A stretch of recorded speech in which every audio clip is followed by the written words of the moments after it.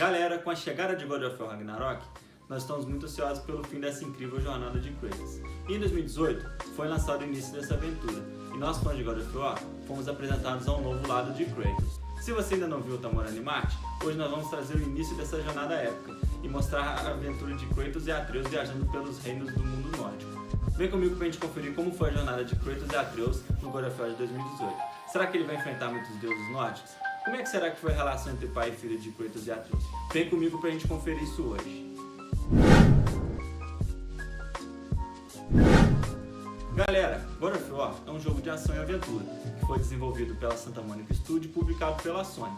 Foi lançado em 20 de abril de 2018 para PlayStation 4 e agora em 14 de janeiro de 2022 para PC.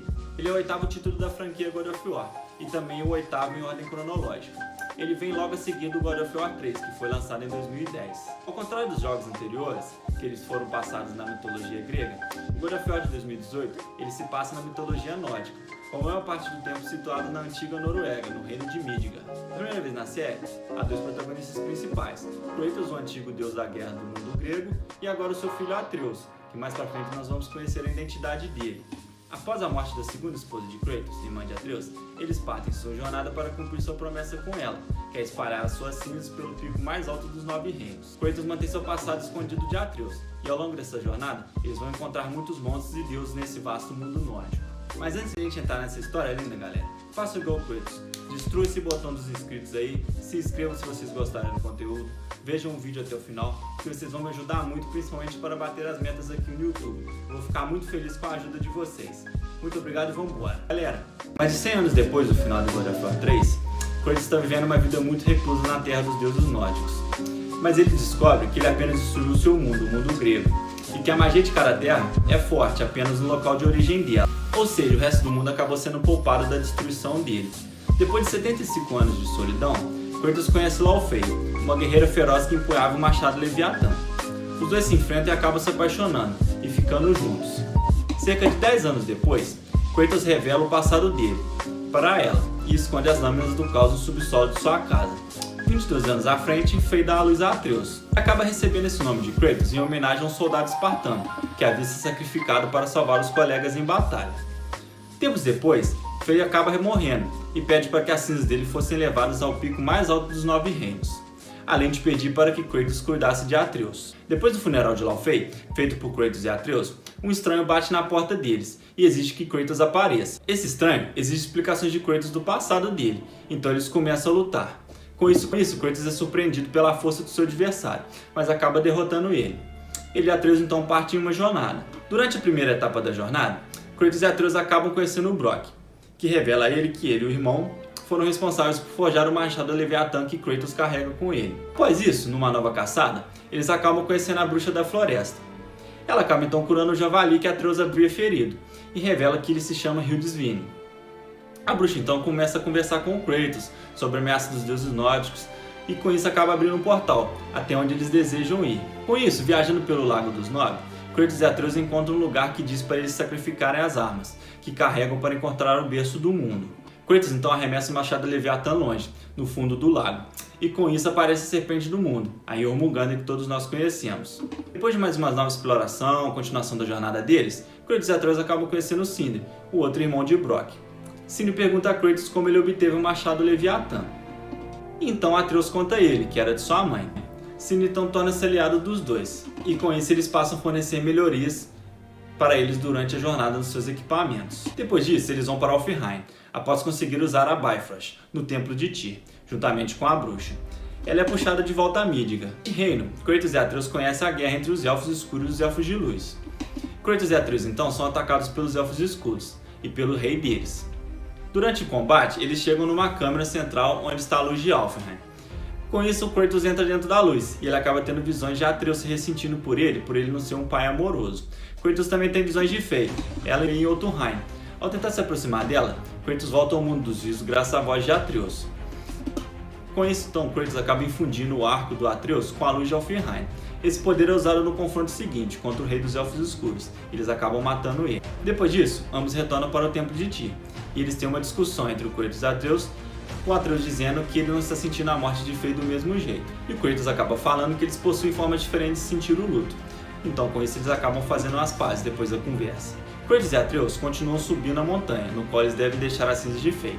Aí eles voltam a encontrar o estranho, que os atacou no início da jornada, juntamente com os outros dois homens. Ao ouvir a conversa deles com o homem na árvore, eles acabam descobrindo que o estranho chama-se Baldur, um dos deuses do panteão nórdico, e que os outros três procuram por Kratos e Atreus.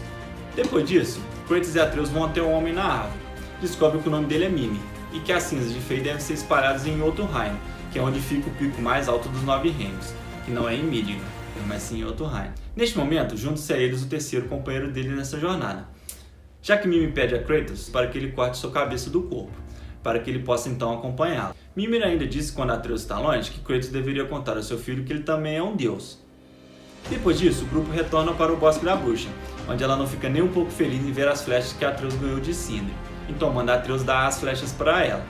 A bruxa ainda ajuda Kratos e Atreus então a reviver a cabeça, e este revela que a bruxa é Freya, uma deusa Vanir. Kratos então deixa o local apressadamente irritado, por ela não ter revelado isso a ele anteriormente.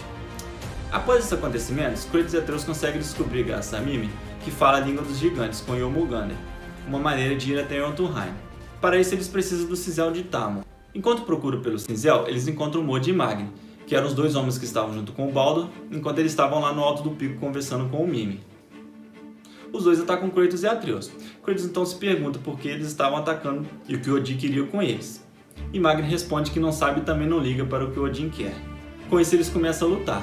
O Kratos acaba matando o Magni, e o Mod com muito medo acaba fugindo.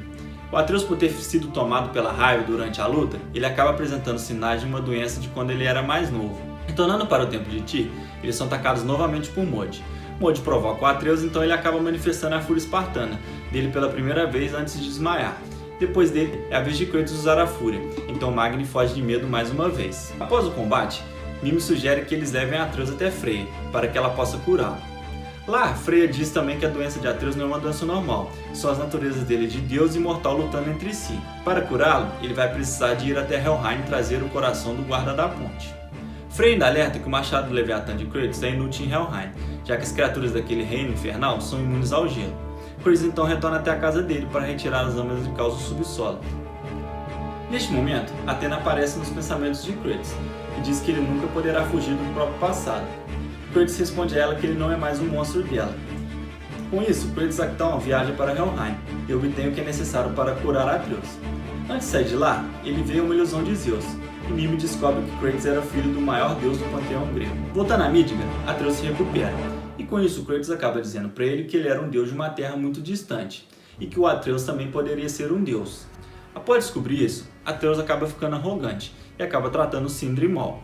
E essa arrogância toda culmina quando eles encontram Mod, muito ferido após ser repreendido pelo seu pai. Kratos acaba dizendo para Atreus que não vale a pena acabar com ele, mas Atreus quer fazer isso de qualquer jeito. O jovem diz ao deus que se ele retirasse os insultos ditos a Frey na última luta, ele o pouparia, mas mesmo assim Mod insulta sua mãe mais uma vez. Atreus então atinge Mod com uma faca no pescoço e o derruba da ravina de onde eles estão. Kratos repreende o filho após isso, e diz que esse tipo de atitude só servirá para transformá-lo num alvo, lembrando a ele que ele o ensinou a matar para se defender apenas, e não para atacar as pessoas. Atreus então pergunta para o Kratos qual era a diferença, e o Kratos diz para ele que sempre há consequências quando se mata um deus. Antes de entrar, são atacados novamente por Baldur, que após um combate inicial foge com Atreus, em cima do dragão dele. Kratos persegue o deus e muda o portal que Baldur havia aberto para Helheim, ao invés de Asgard como Deus queria. Em Helheim, Kratos repreende Atreus mais uma vez pela irresponsabilidade dele, e eles partem em mais uma jornada de volta para Midgard. Nesse momento, eles acabam conhecendo o passado de Baldur e descobrem que a mãe dele era a Freya. Baldur é um imortal, graças a uma magia que a Freya usou nele, para que ele nunca se ferisse. Mas isso acabou amaldiçoando, já que ele não podia sentir nada. Antes de sair de Helheim, eles acabam presenciando uma imagem mais jovem do Kratos matando os Zeus. Eles finalmente retornam para o Templo de Tyr depois disso, mas o caminho que eles iriam para usar para Jotunheim não era mais possível. Nesse acontecimento, eles precisam arranjar uma nova chave para Jotunheim. Naquele momento, Kratos pergunta a Mime qual o segredo para vencer a invencibilidade de Baldur, e descobre que Mime foi enfeitiçado por Freya, para não responder essa pergunta. Kratos então pede a Brok para que ele faça a chave para Jotunheim, e o anão recusa-se a fazer. Sindri então aparece, e os irmãos se reconciliam, e cria a chave para os reinos dos gigantes. Após conseguirem a pedra para Jotunheim, Mimir percebe que ainda resta a eles conseguir o cristal para abrir o portal, que é o olho dele que está dentro da barriga da serpente do mundo, a Jormungand. Pois o olho de Mimir havia sido guardado pelos irmãos anões, dentro de uma estátua do Thor, que a Jormungand acabou comendo ela. Então eles acabam recuperando o olho que está dentro da cobra. Neste momento, um temor acaba jogando eles para fora. Lá fora, Kratos e Atreus encontram Freya, que mantém a distância dela por ela ser a mãe de Baldur. Com isso, eles recuperam o olho lá dentro da cobra. Neste momento, um tremor acaba expelindo eles para fora. Lá fora, Kratos e Atreus encontram Freya, e mantém a distância dela por ela ser a mãe de Baldur, e eles terem descoberto isso lá em Helheim. Eis que Baldur se revela diante deles, e diz que quem feriu a serpente foi ele para tirar eles lá de dentro. Baldur percebe que a Freya está lá, e ele tenta matá-la. O Kratos, para impedir, ele entra e eles começam a lutar. O Atreus também intervém na luta, com isso Baldur acaba dando um soco nele. E com esse soco, ele acaba atingindo a flecha de visco que estava no peito do Atreus, que o Sindri tinha dado para ele. Isso, o Kratos e o Atreus percebem que essa era a chave para vencer a imortalidade do Baldur, aquela flecha de visco. Baldur e Kratos começam a lutar novamente e são parados mais uma vez por Freya. O ferimento causado pela flecha de visco deixou Baldur completamente empolgado com a possibilidade de voltar a sentir as coisas. O combate reinicia e Kratos e Atreus conseguem no fim das contas vencer a magia da imortalidade que Freya havia colocado no Baldur. Nisso, Kratos acaba derrotando ele, mas não o mata. Depois da batalha, o Kratos diz ao Baldur para não se aproximar mais nem dele nem do Atreus, e também não da Freya, e acaba deixando os dois conversando por ali. Baldur então diz que ele vai odiar Freya para sempre, pela vida que ela roubou dele, e ela responde que pagou esse preço muitas vezes. Baldur então tenta matar a Freya estrangulando ela, mas é ele que acaba sendo estrangulado pelo Kratos, que tem o seu pescoço quebrado. Freya então promete vingança, e diz que ela sabia quem era Kratos e que ele nunca poderia mudar.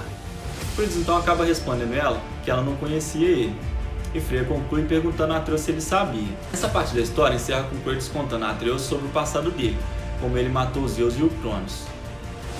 Finalmente com o caminho livre para Jotunheim, Kratos e Atreus começam a caminhada deles para o pico mais alto dos 9 reinos. Lá eles descobrem que Freya era uma Jotun, uma gigante de Jotunheim, além de vários morais que eles haviam previsto como seriam as aventuras do Kratos e do Atreus. E também descobrem que no mundo dos gigantes ele é conhecido como Loki, era o nome que a mãe dele queria dar para o Atreus. Eles finalmente chegam ao pico e depositam as cinzas de Freya lá. Então Atreus pergunta a Kratos por que ele queria que o nome dele fosse esse, e não Loki. Kratos então responde que ele havia escolhido esse nome por causa de um soldado espartano, que se sacrificou pelos colegas e sempre teve o coração cheio de alegria e felicidade. O Mimir então comenta que a morte de Baldur é o primeiro evento que acaba concretizando a chegada do Ragnarok. Com isso, galera, termina o God de 2018, com a chegada do Fimbulwinter, que é esse grande inverno que dura 3 anos antes da chegada do Ragnarok. Esse final foi muito épico, assim deixando um grande gancho para a continuação agora, o God of War Ragnarok, que acabou de ser lançado. Vocês já jogaram o God of War de 2018? Já estão jogando o God of War Ragnarok? Comenta aí embaixo e me diz como é que está sendo essa experiência para vocês. Gostaram do vídeo, galera? Se gostaram, se inscrevam no canal, assistam os vídeos até o fim para poder me ajudar a bater as metas de monetização aqui do YouTube. Eu agradeço muito a companhia de vocês e até a próxima. Tamo junto, fui!